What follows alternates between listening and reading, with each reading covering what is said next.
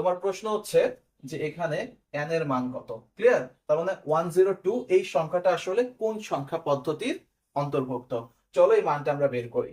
তো এটার জন্য আমাকে যেটা করতে হবে, প্রথমে আমরা এটাকে যেহেতু বেস আমরা দশমিক হিসাবে চিন্তা করতেছি, এটাও দশমিক হিসাবে চিন্তা করতেছি, সেক্ষেত্রে এটাকে আমরা ক্যালকুলেশন করবো এভাবে 1 into n plus 0 into n plus 2 into n। তার মানে এর বেস দিয়ে প্রত্যেকটা বিটকে গুণ করে দিলাম, ইকুয়াল টু এই পাশে যেহেতু দশমিক আছে আমরা এটাকে 66 ধরে নিলাম। ক্লিয়ার? আচ্ছা, তো এখানে n এর মান 0, এটা 1, এটা হচ্ছে 2, মানগুলো দিয়ে নিলাম। এরপরে আসো পরে n স্কোয়ার, এটা হবে কারণ n স্কোয়ার এর সাথে 1 গুণ করলে n স্কোয়ারই হয়, প্লাস এখানে যেহেতু 0 গুণ আকারে আছে এর মান 0ই হবে, প্লাস এখানে 2 এর উপরে 0 দ্যাট মিন্স 1, আর হচ্ছে 2 এর সাথে গুণ করলে 2, প্লাস ইকুয়াল টু 66।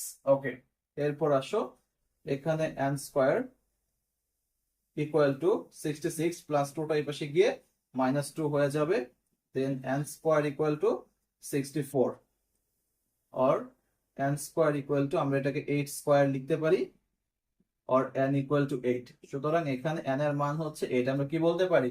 সুতরাং n ইকুয়াল টু 8, এটাই হচ্ছে অ্যান্সার। ক্লিয়ার?